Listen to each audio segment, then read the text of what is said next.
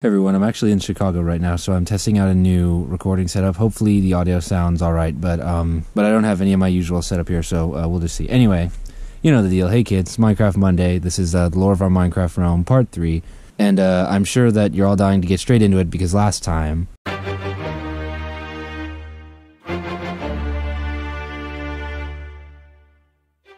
After weeks of rising tensions, Crow's royal guard slew Snaily during what he called an attack on the tower and an attempt on the king's life. Highfish, who immediately assumed command of the Black Keep, alleged that they had overreacted to a harmless prank and wanted to kill the royal guard. Zippers finally asserted control over the argument and declared that this was the end of it. Snaily had a history of insubordination and instigation. His death was well deserved. Highfish insisted that they must follow the code of an eye for an eye, but Zippers didn't back down, reaffirming his support for the king, and stated that if Highfish killed anyone, he would be put to death in response. Highfish begrudgingly agreed not to kill anyone, but proclaimed that Crow should return Snaily's inventory, or there would be dire consequences. There will be no consequences, Zippers answered, but told Crow to return the items. Several days passed, and the king had not returned anything. Highfish began to grow impatient, and Zippers demanded that Crow return the inventory, which he did, but seemed overly annoyed at having to do so. The items were left in a box at the stairs of the Black Keep. However, when it was opened, only about half of Snaily's inventory had actually been returned. Highfish repeated his declaration of consequences, heavily implying setting fire to the tower. It was at this point that the formerly neutral Free Republic announced their support for Crow. And this is when Zippers got serious, saying that, "If you destroy his tower, I will f***ing obliterate that castle." Then he followed up by announcing that the Isle of Marine was under mandated peace. This is quite a strong reaction from Zippers, and we know that before this, the Emirate had cut all of its business dealings and foreign outreach programs with Marine. Not to mention, Crow was actually banned from the Emirate capital, so why the sudden switch up, you might be asking? Well, Zipper's public comment is that it is politically advantageous that Crow remain in power. However, I have some insider information that might help connect some of these dots. It hadn't been mentioned before, but Crow is a new player. And come to think of it, I suppose that explains quite a few things. Anyway, he's a very new player, as in this is the first time he's really played Minecraft, like, ever. And this might be a little lore-breaking or fourth wall breaking, but Zippers and Branded are the ones that kind of got Crow into playing video games in the first place, and so naturally they would want him to have fun and keep playing. It certainly explains why Crow was only banned from Tanis and not killed on the spot back when he threatened to kill the villagers. This background also helps us understand the tower. This is Crow's first Minecraft house. Most veteran players have probably lost their first ever house to the sands of time, so the first house is a sacred site that they would want to preserve. And a special detail I've noticed is that it's like a visual record of Crow's evolving skill level. Each level is a little bit less cursed, a little more block variety used, and overall the build quality increases by floor. It's a special thing, and it makes sense that they'd want to protect it. In a private discussion, Zippers remarked that no nation can resist the Emirate's power, and certainly not the Republic and the Emirate combined. It seems that Highfish, at least on some level, understands that doing anything too dramatic would probably result in the destruction of his castle. And like any other player, I'm sure he doesn't want that. However, that hasn't stopped him from taking more divisive action on the southern island. On Highfish's orders, Sparrow constructed a long cobblestone wall, splitting the island, which Zippers told him not to do. And real quick, I think it's important we should actually take a step back and look at what's happened to Marine politically. During his time on the island, Snaily invited a good number of players, most loyal to him above their king. After his death, this practically ensured that the conflict would not dissipate. Highfish in particular is far more defiant and brash than his predecessor. On several occasions he's openly dismissed Zippers, where even Snaily would have backed down. The end result here is that tensions in Marine are only going to continue escalating. Snaily's death ultimately led to the creation of the Great Houses, to deal with successions should the need ever arise. And because it's cool. And to keep it straight for you guys, I'm planning to make a separate video covering the Great Houses, probably next, we'll see. In the wake of Snaily's death, Highfish was legitimized by himself as Highfish of House Highcastle, second Lord of the Black Keep.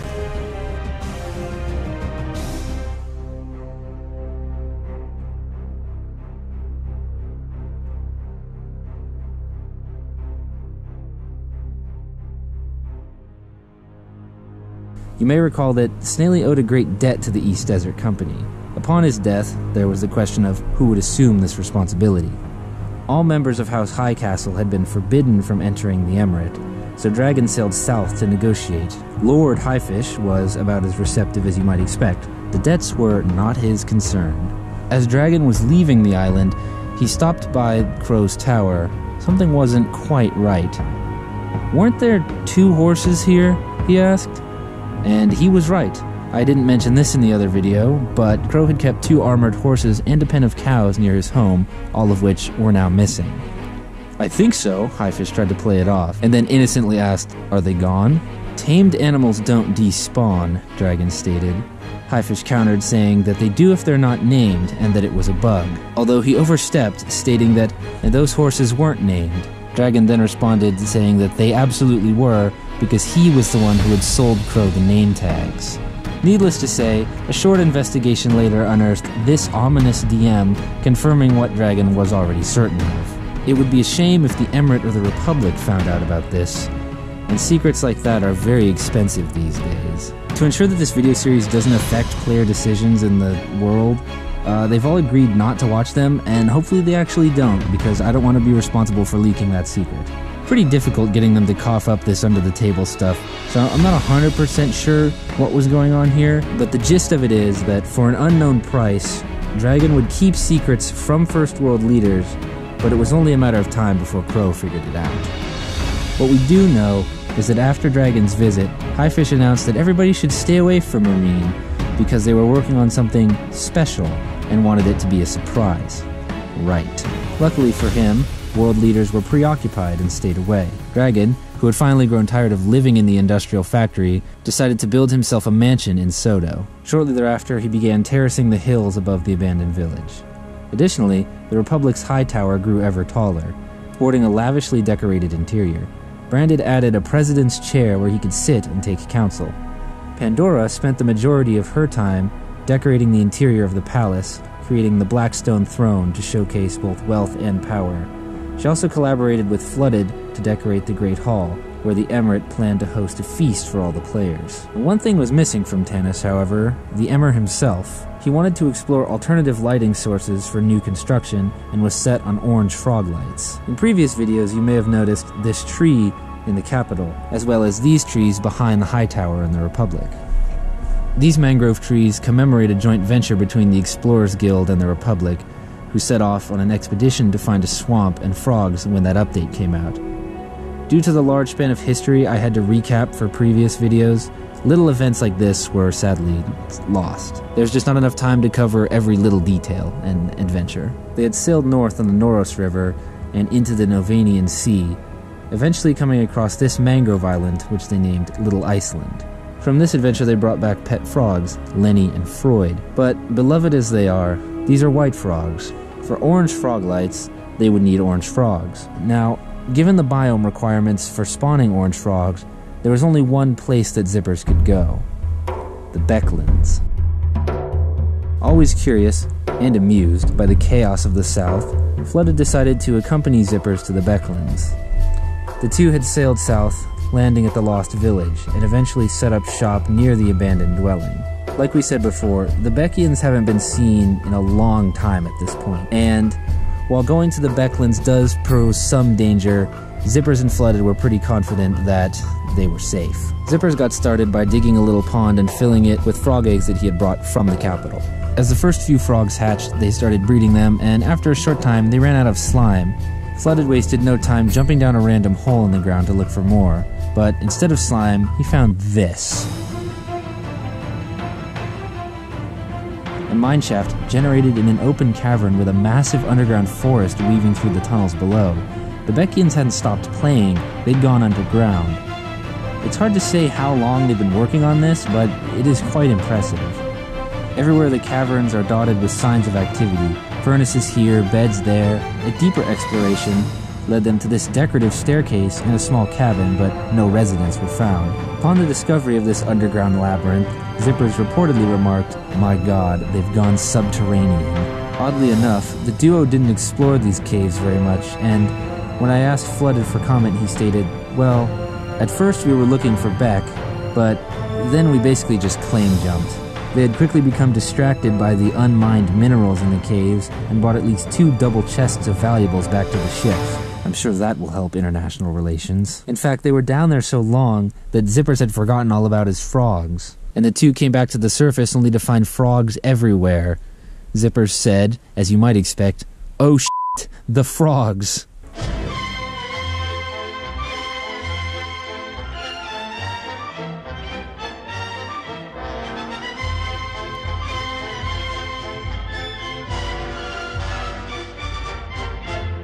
While he desperately tried to round them up, wild orange frogs are now essentially native to the Becklands. Along with the treasure, the frogs were led back to the capital city, where they now sit by the nether portal awaiting their big project. Once again, the world experienced a new wave of players joining. Knick-Knack and Sane joined the Free Republic, forming the House Lightbringer. They marketed themselves as leaders of the free world. The High Tower became their sigil, marking the place where anyone could come and seek shelter from oppression and be welcome. 2 players joined the Shogunate as well, Ronin and Blue Eyes. Blue Eyes, I'm told, was finally assuming his role as Emperor of Nekashima in person, but had been pulling the strings since the very beginning. I was unable to meet or even see the skin that Blue Eyes is using, as Gaijin are forbidden from meeting with him. Sir Davos and Ezra joined the Emirate as Zipper's personal recruits. They were shortly later appointed as the Emirate's enforcers and the first members of the nation's standing army. And finally, the North gained Forrest and Perseus, who were named by Quote as the lords of Stoneforge and Clifftown, respectively.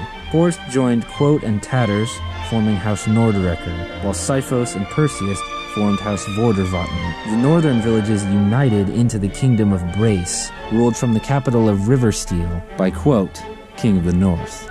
In honor of their king, they took the trident as their sigil. Marine gained no new players during this time, but remained one of the more active nations. Reports were delivered to the Emirate from Lavender that the Black Keep was up to something. Additionally, the Milanese Kingsguard reported their livestock missing, but Zippers was off in the Becklands at this point, and this cry ultimately went ignored. On top of that, Flossie left the construction of Dragon's Manor and sailed to the Forgotten Mines on the Upper Noros. For what purpose, we don't yet know. For what purpose, we didn't know at the time. I was going to save this for the next video, but it turns out we're only at the 10-minute mark, and these videos are usually 20 minutes, so here we go. Flossie went to the Northern Mines. These are in the Badlands along the Norris River, and are seldom used. There are 2 mines, Terracotta and Dripstone. So, let's play a game. I won't ask you who's involved with this, because of course it's Marine, but I will ask, what is Highfish up to?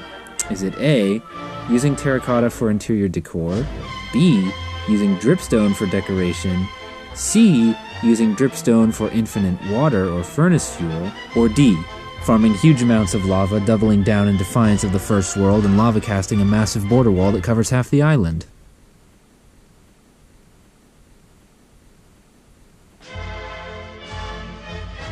Using the ancient art of lava casting, they had propagated a single dripstone into a giant lava generator and worked day and night to cast this wall surrounding the Black Keep and the surrounding territories. To guard the wall, Highfish created the Knights of the Black. The first organized Milanese fighting force, they stood vigil atop the wall day and night. When Crow eventually logged on, this is what he had to say. Of course, we also see that he thinks that his horses were kidnapped, but who knows how long that will hold. Word spread quickly through the world. This was yet another open defiance of Emirate decrees, but Zipper's only comment was, what made him think this was a good idea? While no statements came from the other countries, the people were definitely talking. Some supported Highfish's side, known as the Blacks, for the Black Keep. Others supported Crow's side, the Oranges, for the Acacia Tower. Quite the controversy indeed.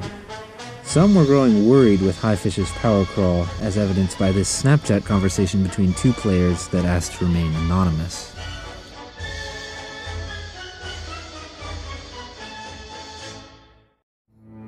Soon after the wall was revealed, a Milanese ship was intercepted sailing up the canals. On board, Sparrow Highcastle. Ezra, commander of the Emirate Guard, fired a single shot into the hull, sinking the boat. Stacks upon stacks of spruce logs then scattered into the water. Ezra loaded another shot and took aim at Sparrow. "No member of House High Castle shall set foot in Emirate territory," he stated. Quickly earning a reputation of his own, I have little doubt that Ezra was literally about to shoot Sparrow just for trespassing, but luckily he was stopped by Dragon. After a brief debate, Ezra escorted Sparrow to Dragon's mansion in Soto, now called Sandhill Manor. Along with him came the ship's cargo, a double chest of spruce logs, Snaely's debt finally paid. It seems like Highfish was trying to offset the negative reactions from the wall, although this could have also been a condition for Dragon not dropping the dime on him for the horse murder. Sadly, but not surprisingly, the tensions in the south didn't go away. Highfish sent a formal letter to Crow saying that they should put aside their differences and focus on building the Milanese economy. Distrusting Highfish, Crow ultimately rejected this letter. As if that wasn't enough, an arrow reportedly whizzed past his head while he was near the wall. The Knights of the Black have now done everything except for a formal secession. And thinking back to Zipper's reaction earlier, why has the Emirate done nothing? Well, part of it may have to do with this. A shogunate gate sits at the entrance in the wall. After the foreign powers pulled away from the island, Flooded kept up with Highfish. In fact, the Shogun's birthday was celebrated at the Black Keep. Flooded additionally helped with the development of farms and safety in the castle, which isn't necessarily a bad thing, but it means that Nekashima and the Knights of the Black are allied in some capacity. The people of the Shogunate are an honorable people and will defend their beliefs to the end. This is somewhat of a power move by the Shogun, as it effectively ensures no military action from the Emirate. If you'll recall, Zippers and Flooded are close friends, the only two surviving players from the First Era, and Zippers wouldn't want to attack his friend. In fact, he's said as much, stating, quote, "This would be a war in which there are no winners." Overall, Highfish and the Knights of the Black have demonstrated their talents of walking right up to the line but never crossing it. What do you guys think? Which side do you support? Which nation would you be a part of? Let me know in the comments down below. That's all for now. Thanks so much for watching, and until next time.